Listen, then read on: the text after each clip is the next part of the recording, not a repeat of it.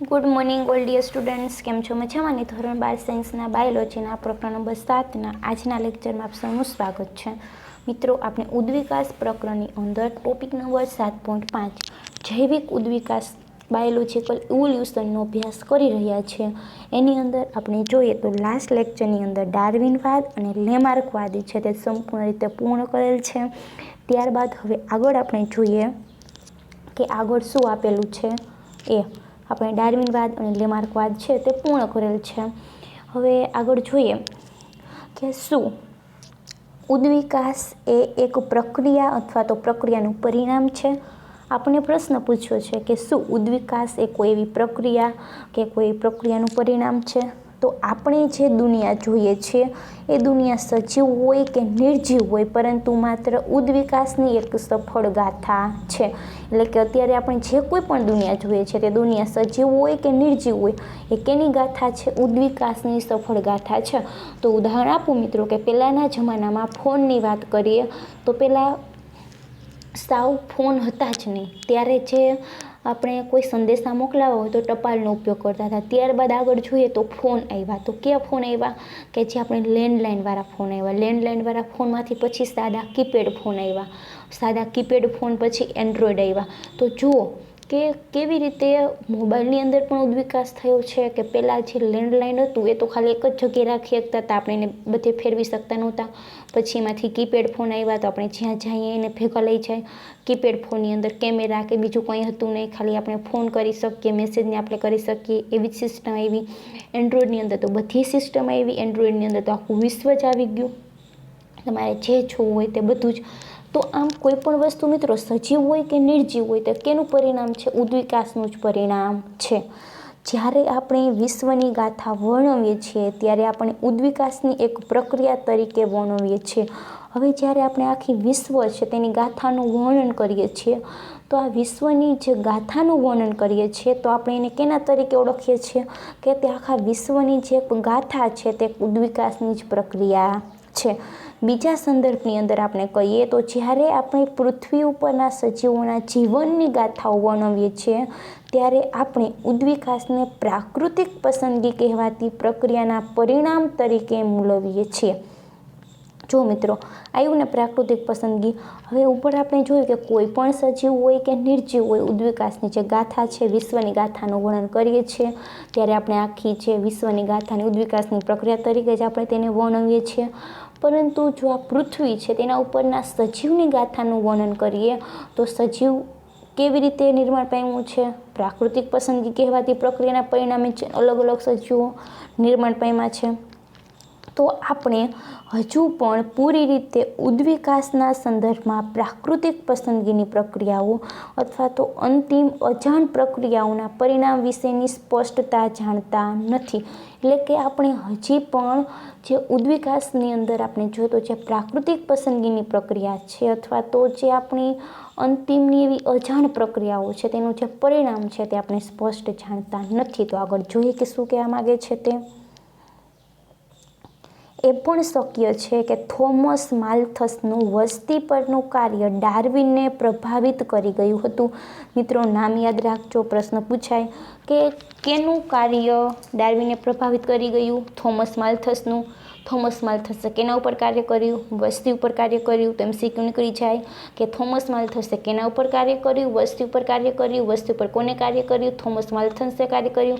Darwin કેનાથી પ્રભાવિત થયા? Thomas માલ્થસથી. Darwin Thomas માલ્થસના કયા કાર્યથી પ્રભાવિત થયા? તો વસ્તી પરના કાર્યથી. ઓકે, કેટલા બધા MCQ નીકળી શકે. તો જે ડાર્વિન વૈજ્ઞાનિક છે થોમસ માલ્થસે જે વસ્તી ઉપર કાર્ય કર્યું એનાથી પ્રભાવિત થયા. શું થયા તે આગળ જોઈએ કે પ્રાકૃતિક પસંદગી અમુક અવલોકનો ઉપર આધારિત છે કે જે વાસ્તવિક હોય, કે જે પ્રાકૃતિક પસંદગી છે કે જે નૈસર્ગિક પસંદગી છે તે પસંદગી કેના ઉપર આધાર રાખે છે? અમુક એવા અવલોકનો છે, તે અવલોકન છે તેના ઉપર આધાર રાખે છે. અને અવલોકન પણ પાછા કેવા હોય? વાસ્તવિક હોય. તો આમ થોમસ માલ્થસ નામના વૈજ્ઞાનિકે વસ્તી ઉપર કાર્ય કર્યું અને ડાર્વિન થોમસ માલ્થસના વસ્તી પરના કાર્યથી પ્રભાવિત થયા અને એને શું કર્યું કે એવું કીધું કે પ્રાકૃતિક પસંદગી એવા અમુક અવલોકન ઉપર આધાર રાખે છે અને એ અવલોકન પણ પાછા કેવા છે, વાસ્તવિક હોય છે, આડેધડ જેમ આવે એમ હોતા નથી. તો ઉદાહરણ આપ્યું છે કે ઉદાહરણ તરીકે કુદરતી સ્ત્રોતો કેવા છે, મર્યાદિત છે. અપવાદ રૂપે ઋતુકીય ફેરફારોને બાદ કરતાં વસ્તીનું કદ સ્થાયી છે અને વસ્તીના સભ્યોને બહારથી જોતા સમાન લાગતા હોવા છતાં લક્ષણોમાં ભિન્નતા દર્શાવે છે. કૌંસમાં આપ્યું છે કે હકીકતમાં બે વ્યક્તિઓ પણ એક જેવી જ એટલે કે સરખી હોતી નથી અને જ્યાં મોટાભાગની વિવિધતા છે તે વારસાગત હોય છે, વગેરે વગેરે. તો જો મિત્રો, અહીંયા શું કીધું છે કે કુદરતી સ્ત્રોતો મર્યાદિત છે, એટલે કે અહીંયા એવું છે કે બહુ બધો ખોરાક છે ને સજીવની સંખ્યા ઓછી છે, એવું નથી. તમારે 11-12 સાયન્સની અંદર છોકરા ટોટલ 4000 હોય ને સામે MBBSની સીટો 5000 હોય, એવું છે નથી. તો ઓબ્વિયસલી છે 100% બધાને MBBSમાં એડમિશન મળી જ જવાનું છે. તો એવું છે નહીં. સ્ત્રોતો બધા કેવા છે, મર્યાદિત છે. એવું ક્યારેય થતું નથી કે સ્ત્રોતો વિપુલ માત્રામાં હોય અને એને વાપરવાવાળા જે સજીવો છે તેની સંખ્યા ઓછી હોય, એવું થતું નથી. તો સ્ત્રોતો મર્યાદિત છે. અપવાદ રૂપે ઋતુકીય ફેરફારોને બાદ કરતા, એટલે ઋતુકીય ફેરફાર એટલે કે તમે જુઓ કે ચોમાસાની અંદર બધી જગ્યાએ ખડ ને ઘાસ ને બધું ઉગી જશે, ઉનાળાની અંદર ક્યાંય જોવા મળશે નહીં. તો ચોમાસાની અંદર એને એ જે સ્ત્રોત છે તે મળી ગયો એટલા માટે તેની વૃદ્ધિ થઈ, પણ પછી એ પાછી કેવી થઈ જાય છે, એની વૃદ્ધિ પૂરી થઈ જાય છે અને તેનું મૃત્યુ પણ થઈ જાય છે. ચોમાસાની અંદર જુઓ જીવડાઓ બધા કેટલા આવે છે, કીટકો કેટલા આવે છે. શા માટે આવે છે? કારણ કે ત્યારે એને સ્ત્રોતો મળી રહે છે. શિયાળામાં ને ઉનાળામાં સ્ત્રોતો નથી મળતા એટલે તે શું થઈ જાય છે, અદૃશ્ય થઈ જાય છે. તો આમ ઋતુકીય ફેરફાર, અમુક જે ઋતુ છે તેને બાદ કરતાં સ્ત્રોતો મર્યાદિત છે અને વસ્તીનું કદ પણ કેવું છે, સ્થાયી છે. કે વસ્તી છે તેના કદની અંદર વધારો થતો નથી. વસ્તીનું કદ કેવું રહે છે, સ્થાયી રહે છે. અને વસ્તીના સભ્યો છે તેને આપણે બહારથી જોઈએ તો કેવા લાગે છે, સમાન લાગે છે. બે માણસને ઊભા રાખો તો બહારથી બે કેવા હરખા જ લાગે. બેની અંદર બે હાથ છે, બે આંખો છે, એક નાક છે, બે કાન છે, બે પગ છે, બરોબર. તો બહારથી તો સરખા જ લાગે છે કે એની અંદર બધામાં બધી વસ્તુ છે, પરંતુ એ અંદરથી શું છે, ભિન્નતા દર્શાવે છે. અને વ્યક્તિઓ છે તે એક સરખી હોતી નથી. શા માટે એક સરખી નથી હોતી? કેવી રીતે ભિન્નતા આવે છે? તો બધી ભિન્નતા ક્યાંથી આવે છે, વારસામાંથી આવે છે, વારસાગત હોય છે. યાદ કરો 11મા ધોરણનું પ્રકરણ નંબર 10 પ્રજનન કોષના નિર્માણ દમયે કોષ વિભાજન કયા પ્રકારનું થાય છે, અર્ધીકરણ પ્રકારનું થાય છે. અર્ધીકરણ પ્રકારે જ્યારે વિભાજન થાય છે ત્યારે વ્યતિકરણ થાય છે. વ્યતિકરણ એટલે શું અહીંયા આવી ગયું છે અને આપણે ભણી પણ ગયા છીએ 12મા ધોરણની અંદર ડ્રોસોફિલામાં વ્યતિકરણની ક્રિયા. તો આ પ્રજનન કોષના નિર્માણ સમયે અર્ધીકરણ થાય છે અને અર્ધીકરણની અંદર વ્યતિકરણની પ્રક્રિયા થાય છે. તો વ્યતિકરણની પ્રક્રિયામાં શું થાય છે મિત્રો, જનીનોની અદલા બદલી થાય છે. શું થાય છે, જનીનો બદલાય છે. જનીનો બદલાશે એના પરિણામે એ કોષની અંદર એનું જે માતૃ હોય છે, માતૃકોષ હોય છે એવું જનીન બંધારણ જોવા મળતું નથી. એના કરતાં જનીન બંધારણ કેવું થઈ જાય છે, ચેન્જ થઈ જાય છે, બદલાઈ જાય છે. તો આમ એને આ ભિન્નતા છે એ કેમાં મળે છે, વારસામાં મળે છે. જો આવી ભિન્નતા ના હોય અને જો એના માતૃકોષ કરતાં એનું જે જનીન ના બદલાય તો દરેક સજીવ કોપી એના મમ્મી પપ્પા જેવા જોવા મળે. પરંતુ એવું થતું નથી. આપણને અડધા રંગસૂત્ર મમ્મી પાસેથી મળે છે, અડધા પિતા પાસેથી મળે છે. પરંતુ એ પ્રજનન કોષના નિર્માણ દમયે સમય શું થાય છે, વ્યતિકરણ થાય છે. વ્યતિકરણ થાય છે એટલે એનો એ કોષ છે એમાંથી નિર્માણ પામતા જે 4 એકકે કોષો છે તેની અંદર જનીન કેવું થાય છે, એના માતૃકોષ કરતાં ચેન્જ થઈ જાય છે વ્યતિકરણને કારણે. તો આમ કુદરતી સ્ત્રોતો મર્યાદિત છે. અપવાદરૂપે ઋતુ કે ફેરફારને બાદ કરતાં વસ્તીનું કદ પણ સ્થાયી છે અને બહારથી જોતા સમાન લાગતા હોવા છતાં લક્ષણોની અંદર ભિન્નતા દર્શાવે છે. બે વ્યક્તિઓ એક જેવી સરખી હોતી નથી. મોટાભાગની વિવિધતા કેવી હોય છે, વારસાગત હોય છે. ક્યાંથી વિવિધતા એવી, ક્યાંથી ભિન્નતા એવી મેં તમને સમજાવ્યું. અને ભિન્નતા ક્યાં હાજર હોય છે, વિવિધતા ક્યાં હાજર હોય છે, રંગસૂત્રની ઉપર આવેલા DNAની અંદર આવેલા જનીન, DNAનો કોઈ ભાગ, ખંડ, ટુકડો જો આ જ વાસ્તવિકતા હોય અને જો દરેક સજીવ મહત્તમ દરે પ્રજનન કરે તો સૈદ્ધાંતિક રીતે વસ્તી વિસ્ફોટકોની જેમ વધશે, કે જેમ કે આપણે હકીકતની અંદર બેક્ટેરિયાની સંખ્યામાં જે થતી વૃદ્ધિને જોઈ શકીએ છીએ તે. હવે શું કહે છે કે જો આ જ વાસ્તવિકતા હોય, એટલે કે જો વાસ્તવની અંદર આવું જ થાય તો દરેક સજીવ શું કરશે? મહત્તમ દરે પ્રજનન કરશે. એટલે કે મહત્તમ દરે પ્રજનન કરશે તો વધારે પ્રમાણમાં સંતતિ ઉત્પન્ન થશે, દરેક સંતતિ જીવશે, દરેક સંતતિ જીવી જશે તો વસ્તીનું કદ વધશે, તો વિસ્ફોટકની જેમ વધશે. કે જેવી રીતે આપણે બેક્ટેરિયાની અંદર જો તમે ખાલી પેટી પ્લેટની અંદર આ જ ખાલી બેક્ટેરિયાને સ્ટ્રીક કર્યા હોય અને 24 કલાક પછી જુઓ તો આખી જે ડીશ છે તે બેક્ટેરિયાથી ઉભરાયેલી જોવા મળે, એની કોલોની એટલી જોવા મળે, એટલે કે કોલોની એટલે કે એની વસાહત એટલી જોવા મળે. એક કોલોનીની અંદર ઘણા બધા બેક્ટેરિયા હોય. તો આમ બેક્ટેરિયાની જે વસ્તી છે તેનું કદ શું થાય છે? વધી જાય છે. અને સત્ય છે કે વાસ્તવિક રીતે વસ્તીનું કદ મર્યાદિત છે. તો આપણે જોઈએ કે ઉપર જે સ્ટેટમેન્ટ આપ્યું છે એવું નથી થતું કે વસ્તી છે તે વિસ્ફોટકની જેમ વધતી નથી. શા માટે? વસ્તીનું કદ મર્યાદિત છે. શું કામ મર્યાદિત છે? તો એનો અર્થ એ થયો કે સ્ત્રોતો માટે સ્પર્ધા થાય છે. મેં સમજાવી દીધું છે 2-3 વાર કે સ્ત્રોતો માટે શું થાય છે? સ્પર્ધા થાય છે. અમુક તેમાં અન્યના ભોગે ટકી શક્યા અને વિકાસ પામ્યા, જ્યારે કેટલાક ઉન્નતિ કરી શક્યા નહીં. તો એ જે સ્પર્ધા થઈ એ સ્પર્ધાની અંદર અમુક શું થયું? ટકી શક્યા અને અમુક ટકી શક્યા નહીં. તો જે ટકી શક્યા સ્પર્ધામાં જે સફળ રહ્યા એ ટકી શક્યા, જે સ્પર્ધામાં સફળ ન રહ્યા તે ન ટકી શક્યા, તે ઉન્નતિ પામી શક્યા નહીં. ડાર્વિનની નવીનતા અને તેજસ્વી સૂક્ષ્મ દ્રષ્ટિ આ હતી. તો ડાર્વિનને શું નવીનતા અને સૂક્ષ્મ દ્રષ્ટિ આપી એ આપણે જોઈએ કે તેમણે ભારપૂર્વક જણાવ્યું હતું કે ભિન્નતાઓ કે જે વારસાગત છે અને કોઈ એક માટે સ્ત્રોતોનો ઉપયોગ વધુ સારો બનાવે છે, એટલે કે તે વસવાટને સારી રીતે અનુકૂલિત થયેલી છે. તો ડાર્વિને શું કીધું કે કોઈ પણ જે ભિન્નતાઓ છે, ભિન્નતાઓ કેવી છે? વારસાગત છે. મેં સમજાવ્યું કેવી રીતે વારસામાં મળે છે તે. તો આ ભિન્નતાઓ વારસાગત છે અને કોઈ એક સ્ત્રોત છે તે સ્ત્રોતના ઉપયોગ માટે ભિન્નતા તેને કેવી બનાવે છે? વધારે સારી બનાવે છે.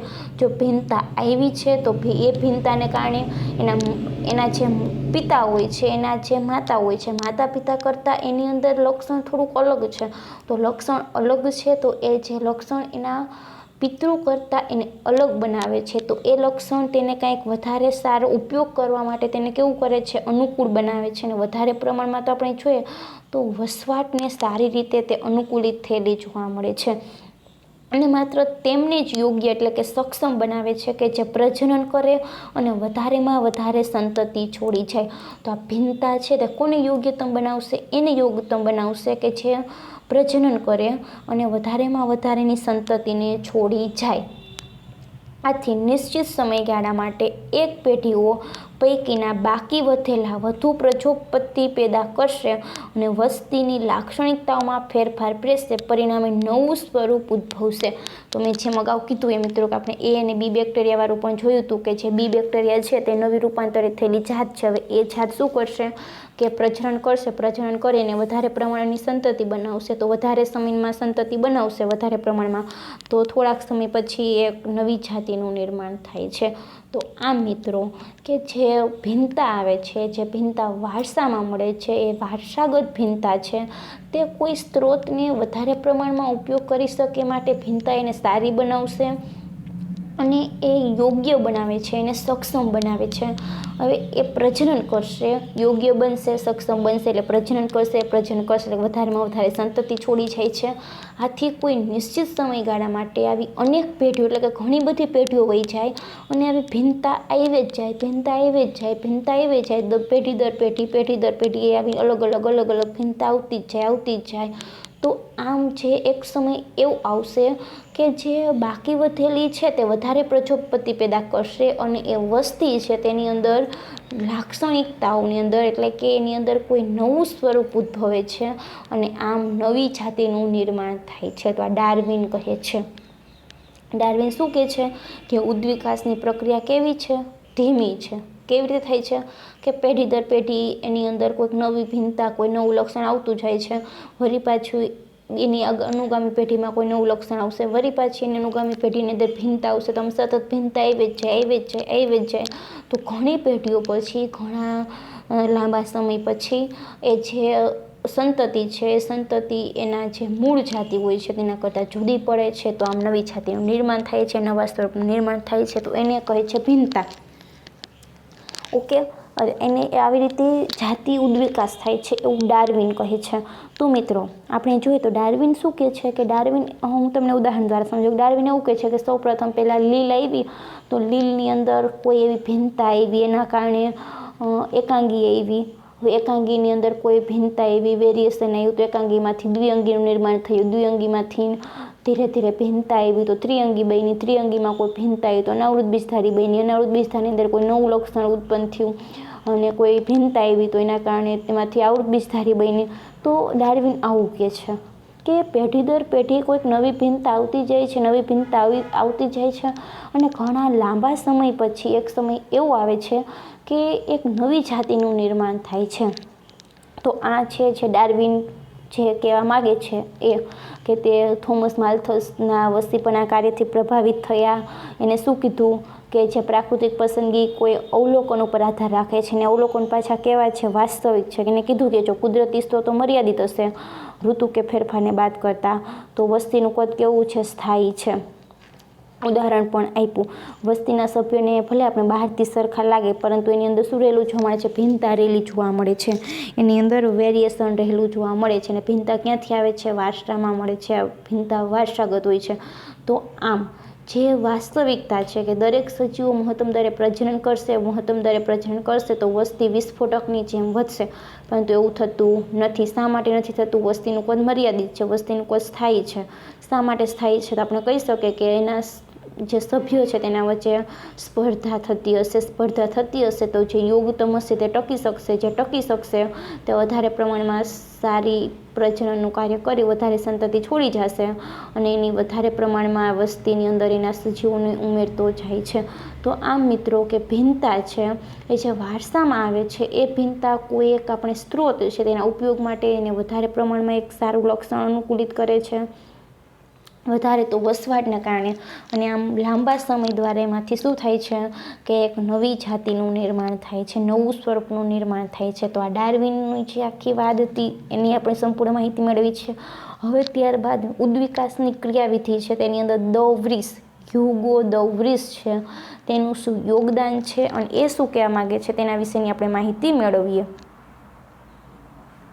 Mechanism of evolution 7.6 ઉદ્વિકાસની ક્રિયાવિધિ.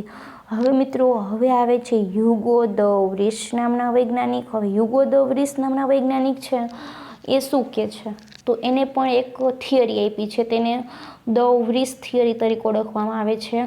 અને એના સિદ્ધાંતને વિકૃતિવાદ કહે છે. શું કહે છે આપણે પહેલાં જોઈ લઈએ, સમજી લઈએ આપણી રીતના, ત્યારબાદ આપણે બુકમાંથી જોઈએ. વિકૃતિવાદ કહે છે. તો આપણે નામ મેં કહી દીધું વિકૃતિવાદ, તો હવે આપણને ખ્યાલ આવી જાય કે વિકૃતિવાદ છે તો એનો અર્થ એવું હશે કે તે વિકૃતિ ઉપર આધાર રાખતી હશે. વિકૃતિ એટલે શું આપણે ભણી ગયા છીએ બહુ ડિટેલ્સની અંદર. તો હવે નવા લક્ષણો એટલે કે લક્ષણની અંદર જે વૈવિધ્યતા આવે છે, જે જુદાપણું આવે છે, તે એકાએક અસ્તિત્વમાં આવે છે. આવું આકસ્મિક વૈવિધ્યને વિકૃતિ કહેવાય છે. જો અહીંયા ડાર્વિન અને વ્રીસની કમ્પેરિઝન કરવાની છે, હ્યુગો દ વ્રીસ અને ડાર્વિન બંનેનું. તો ડાર્વિને શું કીધું? ડાર્વિને એવું કીધું કે જે ભિન્નતા આવે છે, પેઢી દર પેઢી કંઈક નવું લક્ષણ એડ થાય છે, એ નવા લક્ષણને કારણે ધીમે ધીમે એક સમય એવો આવે છે કે એમાં નવું સ્વરૂપ ધરાવતું સજીવ વિકાસ પામે છે. હ્યુગો દ વ્રીસ શું કહે છે કે નવા લક્ષણો જે આવે છે તે લક્ષણો ધીરે ધીરે આવતા નથી. એ વૈવિધ્ય છે તે એકાએક આવી જાય છે અને આકસ્મિક આવી જાય છે. કહેવા રહેતું નથી કે જેમ ડાર્વિન કહે છે તેમ. અને જે આવું આકસ્મિક વૈવિધ્ય છે તેને વિકૃતિ કહે છે. ઓકે, એને શું કહે છે? વિકૃતિ કહે છે. હવે ત્યારબાદ આગળ જોઈએ કે વિકૃતિ છે તે એક વખત સર્જાય એટલે કે તરત જ તે સ્થાયી બને છે. આનો અર્થ એવો થાય કે ત્યાર પછી તે સતત દેખાતી રહે છે. એટલે કે એકવાર સજીવની અંદર વિકૃતિ આવી ગઈ છે, હવે એ વિકૃતિ કેવી બની જાય છે? સ્થાયી બની જાય છે. સ્થાયી બનશે એટલે એનો અર્થ એવો કે એના દ્વારા જે સંતતિ ઉત્પન્ન થાય છે એ સંતતિની અંદર પણ એ વિકૃતિ દેખાશે. તો આમ ત્યાર પછીની જનરેશનની અંદર પણ તે વિકૃતિ દેખાતી રહે છે. તો વિકૃતિ છે તે આવી રીતે એકી સાથે મોટા ભાગના સજીવમાં સર્જાય છે. એટલે ઘણા બધા સજીવની અંદર આવી રીતે વિકૃતિ એક જ હારે સર્જાય અને આવું વારંવાર થાય છે. અને આથી નૈસર્ગિક પસંદગીની તકોની અંદર સુધારો થાય છે, એવું કોણ કહે છે? હ્યુગો દ વ્રીસ કહે છે. અને વિકૃતિ છે એ કોઈ નિશ્ચિત દિશામાં નથી થતી. એટલે કે જેમ ડાર્વિને કીધું હતું કે ઉદ્વિકાસ નિશ્ચિત દિશામાં થાય છે, અને કીધું કે નૈસર્ગિક પસંદગીના આધારે ઉદ્વિકાસની પ્રક્રિયા થાય છે, નવા સ્વરૂપો અસ્તિત્વમાં આવે છે. પરંતુ અહીંયા વિકૃતિ છે તેવી કોઈ નિશ્ચિત દિશામાં થતી નથી. અને વિકૃતિ કેવી છે? દિશાહીન છે, દિશા વગરની છે. જ્યારે ડાર્વિને કરેલું જે નૈસર્ગિક પસંદગીનો સિદ્ધાંત છે તે કેવો હતો? તે દિશાવાળો હતો. તો અહીંયા વિકૃતિ નિશ્ચિત દિશામાં થતી નથી, એની કોઈ ચોક્કસ દિશા હોતી નથી અને અનેક વિવિધતાઓ સર્જાય છે વિકૃતિના કારણે. અને આના પ્રમાણે એક કે બીજું લક્ષણ બદલાતું રહે છે અને લક્ષણ વિકસે છે. કોઈ નવું લક્ષણનો વિકાસ પણ થાય અને અથવા તેવું પણ બને કે લક્ષણ અદૃશ્ય પણ થઈ જાય. ડાર્વિન છે એને જે કીધું, શું કીધું હતું? કે જે વધતી ઘટતી વિવિધતા છે તેની વાત દ વ્રીસ સ્વીકારતા નથી. આમ ઉદ્વિકાસની એક ક્રમશઃ બનતી પ્રક્રિયા છે તેવું દ વ્રીસ માનતા નથી. ડાર્વિન શું કહે છે? કે જે ઉદ્વિકાસ છે તે કેવી પ્રક્રિયા છે? કે ઉદ્વિકાસ એક ક્રમિક બનતી ઘટના છે તેવું એને કીધું. કે ઉદ્વિકાસ કેવી છે? કે ક્રમશઃ થતી પ્રક્રિયા છે, કે એક પેઢીમાંથી બીજી પેઢીમાં નવું લક્ષણ આવ્યું, આમ ક્રમશઃ થતી પ્રક્રિયા છે. પરંતુ દ વ્રીસ એવું માનતા નથી અને સ્વીકારતા પણ નથી. એ તો શું કહે છે? કે વિકૃતિ દિશા વગરની છે, ગમે ત્યારે આવી શકે છે, આકસ્મિક રીતે પણ આવી શકે છે. જો ડાર્વિન એવું કહે છે કે પહેલાં લીલ આવી, લીલમાંથી પછી એકાંગી, એટલે લીલ એટલે એકાંગી, ત્યારબાદ એકાંગીમાંથી દ્વિઅંગી આવ્યા, દ્વિઅંગીમાંથી ત્રિઅંગી આવ્યા, ત્રિઅંગીમાંથી કોણ આવ્યું? અનાવૃત બીજધારી, અનાવૃતમાંથી આવૃત બીજધારી. આવું કોણ કહે છે? ડાર્વિન કહે છે. પરંતુ દ વ્રીસ એવું કહે છે કે એવું ક્રમશઃ થાય એવું જરૂરી નથી. એવું પણ બને કે ડાયરેક્ટ લીલમાંથી આવૃત બીજધારી પણ બની ગઈ હોય, એવો મોટો ફેરફાર થયો હોય, મોટી વિકૃતિ થઈ તો લીલમાંથી ડાયરેક્ટ આવૃત બીજધારી પણ બની ગઈ હોય. એવું પણ થયું હોય કે સછિદ્રમાંથી ડાયરેક્ટ પૃષ્ઠવંશી બની ગયા હોય. આમ ઉદ્વિકાસ છે તે ક્રમશઃ પ્રક્રિયા નથી. અને આ વધતી ઘટતી વિવિધતા છે જે ડાર્વિનની વાત છે તેને દ વ્રીસ સ્વીકારતા પણ નથી. તો આપણે જોઈએ કે અહીંયા બુકની અંદર શું આપેલું છે એ. તો આ ભિન્નતાઓનો ઉદ્ભવ શું છે અને કેવી રીતે જાતિ નિર્માણ થાય છે? હવે આપણે ઉપર જોયું કે ભિન્નતા આવે છે, ભિન્નતા આવે છે. તો ભિન્નતા કેવી રીતે નિર્માણ પામે છે? કેવી રીતે ભિન્નતા છે તેનો ઉદ્ભવ થતો હશે? અને નવી જાતિ, જાતિ નિર્માણ એટલે કે નવી જાતિ કેવી રીતે અસ્તિત્વમાં આવે છે? સ્પેશિએશન. તો અહીંયા જો મિત્રો કે જાતિ નિર્માણ ઇંગ્લિશમાં શું કહે છે? સ્પેશિએશન કહે છે. તો આપણને યાદ રાખવાનું થશે. તો આમ નવી જાતિ કેવી રીતે નિર્માણ પામે છે? તેમ છતાં પણ મેન્ડલે વારસાગમન થઈ શકે તેવા કારકોના વિષયમાં જાણ કરેલી કે તેઓ સ્વરૂપ પ્રકાર પર અસર કરે છે. હવે આપણે જોઈએ કે આપણે પ્રશ્ન પૂછ્યો કે આ ભિન્નતા કેવી રીતે ઉદ્ભવે છે અને જાતિ નિર્માણ કેવી રીતે થાય છે. તો આપણે જોઈએ કે મેન્ડલે શું આપ્યું છે કે જે વારસાગત લક્ષણના સિદ્ધાંત આપ્યા છે. એને શું કીધું કે એક જે પેઢી છે એમાંથી બીજી પેઢીની અંદર જે લક્ષણો છે તે વારસામાં ઉતરે છે, લક્ષણોનું વારસાગમન થાય છે. તો એ કેના આધારે થાય છે? કારકોને આધારે. કારકો એટલે ફેક્ટર અને મેન્ડલના કારકો એટલે કે અત્યારના જનીનો. તો એના વિષયની અંદર એને જાણ કરેલી છે. અને સ્વરૂપ પ્રકાર ઉપર કેવી રીતે અસર કરે છે તે પણ આપણે જોયું કે પ્રચ્છન્ન, પ્રભાવી. તો એના સ્વરૂપની અંદર કેવા કેવા ફેરફાર થાય છે તે આપણે મેન્ડલના પ્રયોગની અંદર જોઈ ગયા છીએ. અહીં આપણે ડિસ્કસ કરશું નહીં, જે આપણે ભણી જ ગયા છીએ. તો ડાર્વિન આ બાબતને અવગણી હશે કે આ બાબત પર મૌન રહ્યા હશે? ડાર્વિનવાદની મર્યાદા છે કે ડાર્વિન છે તેની સૌથી મોટી ત્રુટિ હતી કે વિવિધતા કેવી રીતે સર્જાય છે એમ સમજાવી શકતા નથી. કે વિવિધતા કેવી રીતે ઉત્પન્ન થાય છે તે પણ સમજાવી શકતા નથી. તો મેન્ડલ તો એ પહેલાં થઈ ગયા. તો મેન્ડલે તો કહી દીધું કે વારસાગમન થાય છે લક્ષણોનું, એટલા માટે કારકો છે જવાબદાર છે, એના કારણે વેરિએશન આવે છે, ભિન્નતા આવે છે. તો કીધું કે ડાર્વિને આ બાબતને શા માટે અવગણી, એટલે કે ડાર્વિને વાત ઉપર કેમ ધ્યાન ના આપ્યું, શા માટે મૌન રહ્યા હશે. તો 20મી સદીના પ્રથમ દશકામાં હ્યુગો દ વ્રીસે ઇવનિંગ પ્રાઇમરોઝ વનસ્પતિ ઉપર કાર્ય કરીને વિકૃતિના વિચારો રજૂ કર્યા. હવે બીજા વૈજ્ઞાનિક આવ્યા હ્યુગો દ વ્રીસ. તો હ્યુગો દ વ્રીસ છે એના જે આપ્યો એના વાદને વિકૃતિવાદ પણ કહે છે. કેના ઉપર કાર્ય કર્યું? વનસ્પતિ ઉપર. વનસ્પતિનું નામ શું છે? ઇવનિંગ પ્રાઇમરોઝ. યાદ રાખવાનું છે. તો હ્યુગો દ વ્રીસ નામના વૈજ્ઞાનિકે ઇવનિંગ પ્રાઇમરોઝ નામની વનસ્પતિ ઉપર કાર્ય કરી અને કેનો વિચાર રજૂ કર્યો?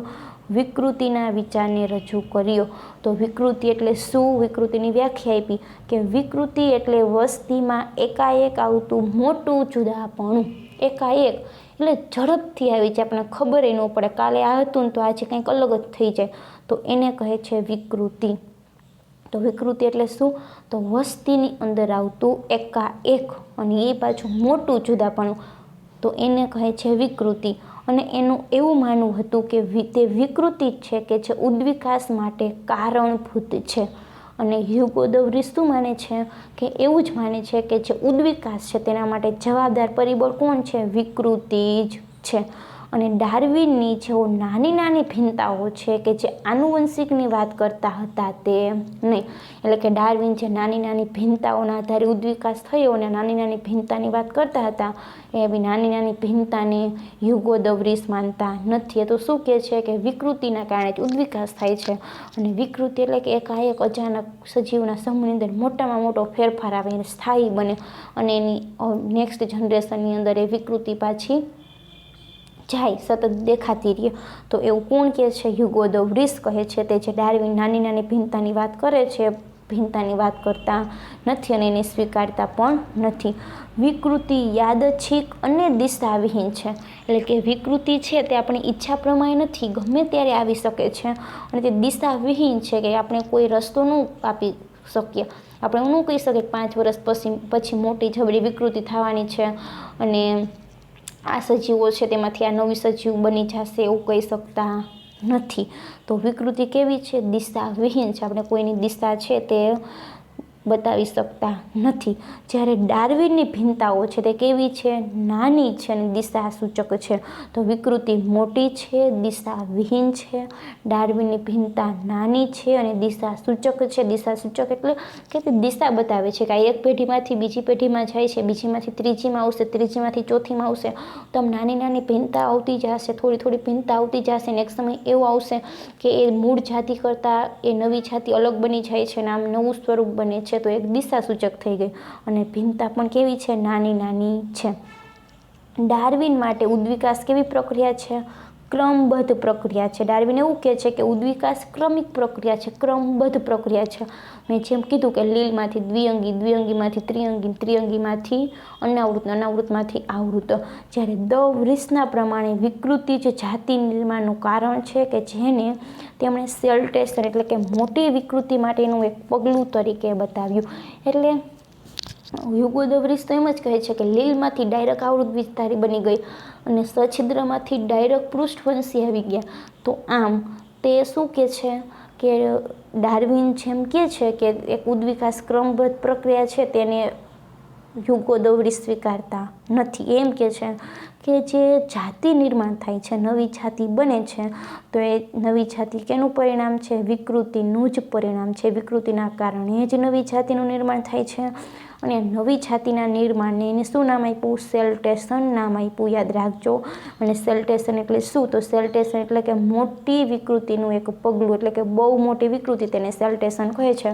અને જેના કારણે નવી જાતિનું નિર્માણ થાય છે. પાછળ જતાં વસ્તી જનીનવિદ્યાના અભ્યાસ પરથી કેટલીક નવી સ્પષ્ટતા રજૂ થઈ અને પાછળ જતાં જે વસ્તી છે તેની અંદર જે જનીનવિદ્યા છે એના અભ્યાસ પરથી બીજી પણ સ્પષ્ટતા છે તે રજૂ થઈ. તો આમ મિત્રો આપણે જોઈએ તો ડાર્વિન શું કહે છે? ડાર્વિન એમ કહે છે કે જાતિનું નિર્માણ થાય છે. હ્યુગો દ વ્રીસ કહે છે જાતિનું નિર્માણ થાય છે, પરંતુ ડાર્વિન એમ કે છે કે જાતિ જે ઉદ્વિકાસ થાય છે, જે જાતિ નિર્માણ થાય છે તે ક્રમશઃ પ્રક્રિયા છે, દિશા સૂચક છે, નાની નાની ભિન્નતાને કારણે આવે છે અને ક્રમબદ્ધ થતી પ્રક્રિયા છે. જ્યારે યુગોદવરીસ એવું કહે છે કે તે મોટી છે, યાદચ્છિક છે, દિશાવિહીન છે અને તે કેવી પ્રક્રિયા છે, એકદમ થઈ જાય છે, તે ક્રમશઃ પ્રક્રિયા નથી, તે ક્યારેક ગમે તે રીતે થઈ જશે અને જાતિ નિર્માણ માટે વિકૃતિ જ જવાબદાર છે. તો આમ મિત્રો કે જે દ વૃષ છે તે આ ડાર્વિનની જે ક્રમિક વધતી ઘટતી જે વિવિધતા છે એની વાતને સ્વીકારતા નથી અને ઉદ્વિકાસ છે તે ક્રમશઃ બનતી પ્રક્રિયા છે તેવું પણ તે માનતા નથી, ડાર્વિન માને છે. તો અહીંયા મિત્રો તફાવત યાદ રાખવાના છે કે ડાર્વિનના મતે ઉદ્વિકાસ એટલે શું અને હ્યુગો દ વૃષના મતે ઉદ્વિકાસ એટલે શું. બાજુમાં લખી લેજો કે હ્યુગો દ વૃષે આપેલો જે વાદ છે તેને વિકૃતિવાદ પણ કહે છે કે નવા લક્ષણો અથવા તો જે નવું લક્ષણ છે તેની અંદર અચાનક એકાએક કોઈ મોટો ફેરફાર આવે, આકસ્મિક ફેરફાર આવે તો એને વિકૃતિ કહે છે. વિકૃતિ એક વખત સર્જાય પછી તરત જ સ્થાયી બને છે અને એની જે પછીની છે પેઢી છે તેની અંદર સતત દેખાતી રહે છે અને વિકૃતિ એકી સાથે જોઈએ તો મોટાભાગના સજીવમાં સર્જાય છે અને આવું વારંવાર થાય છે ત્યારે નૈસર્ગિક પસંદગીની તકો સુધરે છે અને વિકૃતિ કોઈ નિશ્ચિત દિશામાં થતી નથી. જેમ ડાર્વિનનો જે જાતિ વિકાસ છે તે નિશ્ચિત દિશામાં થાય છે, વિકૃતિ કોઈ નિશ્ચિત દિશામાં થતી નથી. વિકૃતિના કારણે અનેક વિવિધતા સર્જાય છે અને આવી રીતે એક બીજું લક્ષણ બદલાઈ રહે છે અને એક લક્ષણ અમુક લક્ષણ વિકસે ખરા અને અદ્રશ્ય પણ થાય. તો યાદ રાખશું મિત્રો કે વિકૃતિ એટલે શું. હ્યુગો દ વૃષનો વિકૃતિવાદ ઇવનિંગ પ્રાઇમરોજ ઉપર વનસ્પતિ પર કાર્ય કર્યું. વિકૃતિ યાદચ્છિક, દિશાવિહીન, એકાએક આવતો મોટો ફેરફાર કે જેના કારણે એક નવું જ સ્વરૂપ બને છે અને આ જે જાતિ નિર્માણ માટે આવતો જે એકાએક મોટું પરિવર્તન છે તેને સેલ્ટેશન કહે છે. સેલ્ટેશન એટલે મોટી વિકૃતિનું એક પગલું. તો આ છે મિત્રો કે જે હ્યુગો દ વૃષનો વિકૃતિવાદ. હવે આગળ જોવા જઈએ તો ઉદ્વિકાસની જે આધુનિક સંકલ્પનાની વાત કરીએ તો આધુનિક સંકલ્પના એટલે કે અમુક દશકાની અંદર ઘણા કાર્યકરોએ કેટલાક અગત્યના કાર્ય કર્યા, એના પરિણામે ઉદ્વિકાસની આધુનિક સંકલ્પના છે તેનું નિર્માણ થયું, એના એક વાદનું નિર્માણ થયું અને એના પરિણામે એવું સમજાવવામાં આવ્યું છે કે વિકૃતિ અને પ્રાકૃતિક પસંદગી બંને જૈવિક ઉદ્વિકાસ માટે અગત્યના છે. ડાર્વિને જે પ્રાકૃતિક પસંદગી કીધી તે અને હ્યુગો દ વૃષે જે વિકૃતિ કીધી બંને જૈવિક ઉદ્વિકાસ માટે કેવા છે, અગત્યના છે. ત્યારબાદ એવું પણ જાણવા મળ્યું કે જે બીજા કારકો છે, જે ઘટકો છે કે જેઓને ડાર્વિન અને હ્યુગો દ વૃષે એના વાદની અંદર લક્ષણમાં નથી લીધા, એની લક્ષણની અંદર નથી લીધા, પરંતુ જે ઉદ્વિકાસ છે તેની પ્રક્રિયાનો જે રસ્તો છે તેની રસ્તો ચીંધવા માટે મહત્વના છે. તો ડાર્વિનવાદ અને જે હ્યુગો દ વૃષ છે તેના વાદની જે અપૂર્ણતા છે તેનું કારણ એ વિષયનું જ્ઞાન નથી, એ વિષયથી તે અજ્ઞાત હતા. તો કયા વિષયનું એને જ્ઞાન નહોતું? તો આધુનિક સંકલ્પના છે તેના અનુસંધાને આપણે જોવા જઈએ તો જૈવિક ઉદ્વિકાસની પ્રક્રિયા છે તેની અંદર 5 પાયાના ઘટકો સંકળાયેલા છે. એક તો જનીન વિકૃતિ, ત્યારબાદ રંગસૂત્રની રચના અને સંખ્યામાં ફેરફારો, જનીનિક પુનઃસંયોજન, પ્રાકૃતિક પસંદગી અને પ્રજનનિક અલગીકરણ. એમાંથી પ્રથમ 3 ઘટકો છે એટલે કે જનીન વિકૃતિ, રંગસૂત્રની રચના અને સંખ્યામાં ફેરફાર અને જનીનિક પુનઃસંયોજન એ જનીનિક ભિન્નતા માટે જવાબદાર છે. પ્રાકૃતિક પસંદગી અને પ્રજનનિક અલગીકરણ છે તે ઉદ્વિકાસની પ્રક્રિયાની દિશા આપવા માટે જવાબદાર છે. તો આમાં 5 ઘટકો એની અંદર 2 સહાયક પ્રક્રિયાઓ છે તે વસ્તીના સભ્યોનું એક વસ્તીમાંથી બીજી વસ્તીની અંદર સ્થળાંતરણ થાય, ઉપજાતિઓ, જાતિઓ અને સંબંધિત એ બધી પ્રજાતિ છે તેના વચ્ચે સંકરણને કારણે જૈવિક ઉદ્વિકાસ થાય છે અને આ પ્રક્રિયાના કારણે વસ્તીની અંદર જનીનિક ભિન્નતાની અંદર વધારો થાય છે. આમ કેટલાક અગત્યના કાર્ય છે જેવા કે ડોબઝેન્સ્કી છે, R.A. ફિશર છે, ત્યારબાદ J.B.S. હાલ્ડેન છે, સેવલ રાઇટર છે, મેર અને G.L. સ્ટેબિન્સે છે તેને આધુનિક સંશ્લેષિતવાદની અંદર એનું યોગદાન આપ્યું છે કે જે આપણી બુકની અંદર નથી આપેલો, પરંતુ મેં ખાલી તમને શોર્ટની અંદર કહી દીધું કે આધુનિક સંકલ્પનાની અંદર આ બધા વૈજ્ઞાનિકો એનો ફાળો આપેલો છે. તો આ મિત્રો હવે જે આ ઉદ્વિકાસની ક્રિયાવિધિની અંદર આપણે જોઈએ તો ભિન્નતા ઉદ્ભવી, કેવી રીતે જાતિ નિર્માણ થાય છે, એના વિવિધ મંતવ્યો ઉદ્ભવ્યા. મેન્ડેલે આનુવંશિકતાની જાણકારી આપી. ડાર્વિન છે તેનાથી અજાણ હતા. હ્યુગો દ વ્રીસે ઇવનિંગ પ્રાઇમરોચ ઉપર કાર્ય કર્યું, વિકૃતિનો ખ્યાલ આપ્યો અને અનુસંધાને શું કીધું કે વસ્તીની અંદર ઉદ્ભવતા તાત્કાલિક મોટો તફાવત એટલે કે વિકૃતિ એવું માનતા હતા અને વિકૃતિ જ ઉદ્વિકાસનું પરિણામ છે તેવું હ્યુગો દ વ્રીસ માનતા હતા. વિકૃતિ અસ્ત વ્યસ્ત છે, દિશા વિહીન છે અને આમ છે પ્રાકૃતિક પસંદગી છે, નિવાસ્ય અનુકૂલન છે અને વિકૃતિ છે ઉદ્વિકાસની ક્રિયાવિધિ માટેના એક ક્રમિક પરિબળો છે. તો અહીંયા મિત્રો જૈવિક ઉદ્વિકાસ અને ઉદ્વિકાસની ક્રિયાવિધિ પૂર્ણ થાય છે. ત્યારબાદ આપણે આવે છે હાર્ડી-વેઇનબર્ગ સિદ્ધાંત. તો હવે તે આપણે નેક્સ્ટ લેક્ચરની અંદર અભ્યાસ કરીશું. આજે અહીંયા સુધીનું રાખીએ મિત્રો. સારી એવી તૈયારી માટે all the best wishes. Have a nice day and thank you so much.